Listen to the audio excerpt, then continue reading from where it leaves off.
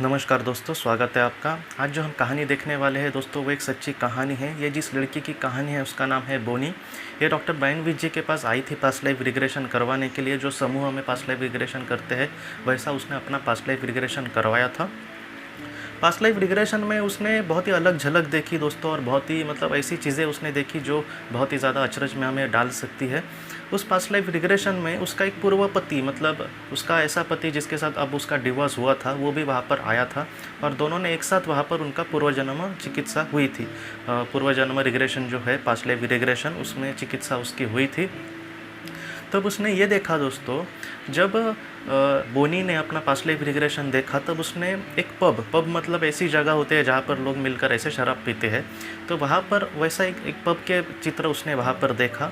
और उसने ये कहा कि उस पब के बारे में ज़्यादा कोई चीज़ अगर हमें दिखाई दे तो हम उसके बारे में एकदम डिटेल में तो कहेंगे नहीं, हम इतना ही कहेंगे कि मुझे वो चीज़ दिखी थी। तो वैसा उसने देखा था। और जब उनका पास्ट लाइफ रिग्रेशन पूरा हुआ तब उसके बाद उसके पति और इसने जब चर्चा की कि तुम्हें क्या दिखा, तब इसने ये अपने पति को कहा कि मैंने एक पब देखा, और वो इंग्लैंड में स्थित एक पब था।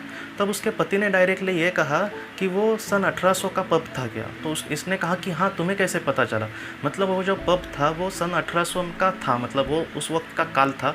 उस वक्त का काल में उसने वो इंग्लैंड का एक पब देखा था। तब इसके पति ने उसको ये कहा कि वहाँ पर तुमने ऐसे फर्नीचर देखे क्या, वैसे कुर्सियाँ देखी क्या। तो इसने कहा हाँ, तुम्हें कैसे पता चला। तो इसने कहा कि मेरे भी सामने वैसे ही कुछ झलक आई थी। ऐसा कुछ उन दोनों ने थोड़ी सी चर्चा की, उससे नतीजा तो कुछ निकला नहीं बोनी का, लेकिन बाद में उसने नहीं सोचा इनके बारे में।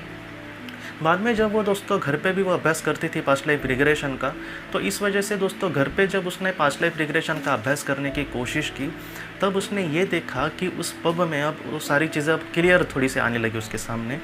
एक जो बात है दोस्तों बहुत ही महत्वपूर्ण है। उसने ये कहा कि उसने अब फिर से उस पब को देखा जो 1800 के काल का था, और उसने ये देखा कि उस पब में ये जो थी बोनी, वो उस वक्त उस पब में एक वेट्रेस का काम करती थी, और उस पब में उसके साथ किसी ने बहुत ही बुरा व्यवहार किया था और उसका गला दबाकर उसको मार डाला था।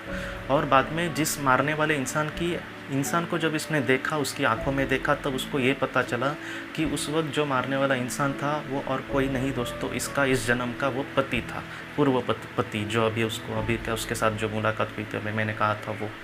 तो इन सारी चीज़ों से वो बहुत ही ज़्यादा हैरान हुई, और उसने ये कहा कि किस तरह से उसने उसको फंसाया था उस जीवन में, किस तरह से उसको दुख मिले थे उस जीवन में। तो इन सारी चीज़ों से उसने बाद में उसको, जब ये डॉक्टर ब्रायन विच जी की उसने बहुत सारी किताबें पढ़ी थी, तो उस वजह से उसने ये कहा है हमसे कि हमारे जीवन में कभी कभी कुछ लोग ऐसे सोलमेट्स होते हैं जो कभी कभी दूसरों को दुख भी देने के लिए आते हैं। सोलमेट हमेशा हमें लगता है कि वो हमें मदद ही करने आते हैं, ऐसा नहीं है। बहुत सारे ऐसे भी सोलमेट होते हैं जो हमें दुख भी बहुत ज़्यादा देते हैं। कभी कभी हमारे करीबी लोग भी हमें बहुत सारा दुख देते हैं। तो इस तरह से उसने कहा है कि कभी कभी ऐसे सोलमेट हमें दुख भी देते हैं, लेकिन फिर उनके साथ हमारा फिर से जन्म हो सकता है, और जहाँ पर हम उनके साथ बहुत ही अच्छे रिश्ते निभाकर उनसे अलग हो सकते हैं, जैसे बोनी इस जीवन में हुई थी। तो ये बाद में बोनी ने कहा है कि देखिए, यहाँ पर दो बातें हैं। एक तो बोनी के साथ उसका रिश्ता वो अब सुधर गया है, ऐसा मैं कहूँगा, क्योंकि अब वो बहुत ही अच्छे से एक दूसरे से विभक्त हो गए हैं। लेकिन अगर बोनी के पति की हम बात करें, तो उसने अगर उस लड़की को बहुत ज़्यादा दुख दिया है, तो वैसे दुख का भी उसने बहुत सारा सामना करके ही इस जीवन में शायद वो आया होगा। ऐसा नहीं है कि उस जीवन में उसने उसको मारा था, बोनी के इस जीवन में वो बहुत ही अच्छा उसके लिए बना और उसने अपना गलती का खामियाजा भुगता वगैरह, ऐसा नहीं है। जिस तरह से उसने उस बोनी के उस जीवन की लड़की को जिस तरह से दुख दिया होगा, उसका तो खामियाजा उसको भुगतना ही पड़ेगा। लेकिन फिर भी रिश्ते जो है वो अच्छी तरह से मेंटेन करने के लिए, या फिर उसको ठीक से सुलझाने के लिए वो भी कर्म उसको फिर से करना पड़ा। क्या है दोस्तों कि जो भी हम बुरा करते हैं उसका कहीं ना कहीं खामियाजा भी भुगतना पड़ेगा, और उसमें हमें अपने आप को दोस्तों सुलझाने की भी कोशिश करनी होगी, क्योंकि हमसे वो बड़ी गलती हुई थी। बोनी की ये जो कहानी है, और बोनी बहुत ही हाईलाइट करके हमको ये कहती है कि रिश्तों में बहुत ही अच्छे से हमें अटेंशन होकर कर्म करना होगा। हम अपने काम पे ध्यान देते हैं, हम हमारी पढ़ाई पे भी बहुत ही अच्छा ध्यान देते हैं, हम दूसरों से जितना हो सके अच्छे से बात करने की कोशिश करते हैं, लेकिन हम अपने परिवार के लोगों पे बहुत ही अच्छे से मतलब उस रिश्ते के कभी कभी बारे में नहीं सोचते, या फिर हमारे माता पिता के साथ पति पत्नी वगैरह होते हैं, हमारे बच्चों के साथ हम ये नहीं सोचते कि इससे मैं कुछ बुरी तरह से बात की तो इसको बुरा लगेगा, क्योंकि हम थोड़े से अपने टेंशन में होते हैं।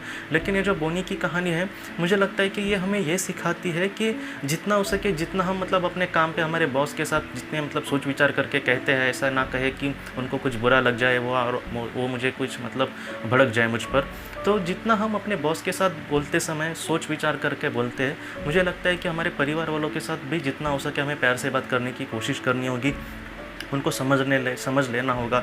उनकी हमसे कुछ आशा होंगी तो बार बार, बहुत ऐसे भी लोग होते हैं कि उनके परिवार वाले कुछ उनको कहते हैं, ये बाद में कहते हैं, तो जितना हो सके वो अगर हमसे कुछ चाहते हैं तो हमें पॉसिबल हो वो सारी चीज़ें करना, तो हमें करे तो कितनी अच्छी बात है। तो इस तरह से दोस्तों जीवन में हमें सारे लोगों को, हमारे जीवन में जितने भी लोग हो, हमारे परिवार के, हमारे बाहर के, या फिर हमारे काम के, हमारे पड़ोसी, हमारे दोस्त लोग, इनसे जितना हो सके दोस्तों बहुत ही अच्छे से बर्ताव करके हमें मतलब एक अच्छा इंसान ऐसा बनना होगा कि जिसके सामने मतलब ऐसे झमेले में मैं कहूँगा कि ऐसे नहीं आने चाहिए कि मतलब तुमने किसी के साथ इस तरह से किया था, इस वजह से एक तो पहले दुख भोगो और बाद में फिर से मतलब रिश्ता सुधारने की कोशिश करो। ये सारी चीज़ें इसलिए होती है क्योंकि कहीं ना कहीं हमसे मतलब गलती कुछ ना कुछ हुई थी इस वजह से।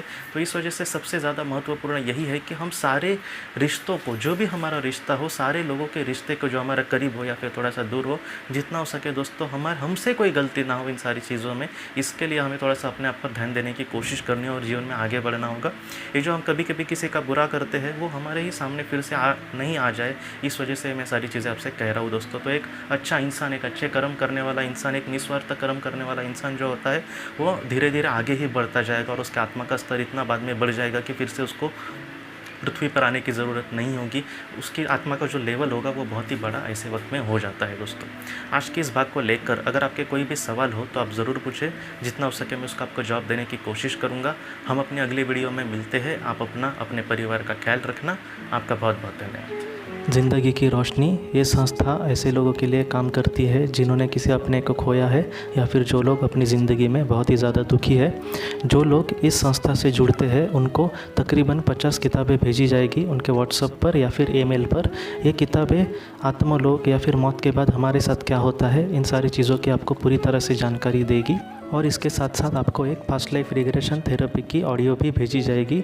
इस ऑडियो की मदद से आप घर बैठे अपनी पास्ट लाइफ रिग्रेशन करने की कोशिश कर सकते हो। बहुत लोग पास्ट लाइफ रिग्रेशन थेरेपिस्ट के पास किसी कारण के वश नहीं जा सकते, तो ऐसे लोगों के लिए मदद के लिए ये ऑडियो तैयार की गई है। तो आप ज़रूर इस संस्था से जुड़े। इस संस्था से जुड़ने के लिए सामने जो व्हाट्सएप का नंबर दिया है आप कृपया उस पर संपर्क करें। आपका बहुत बहुत शुक्रिया।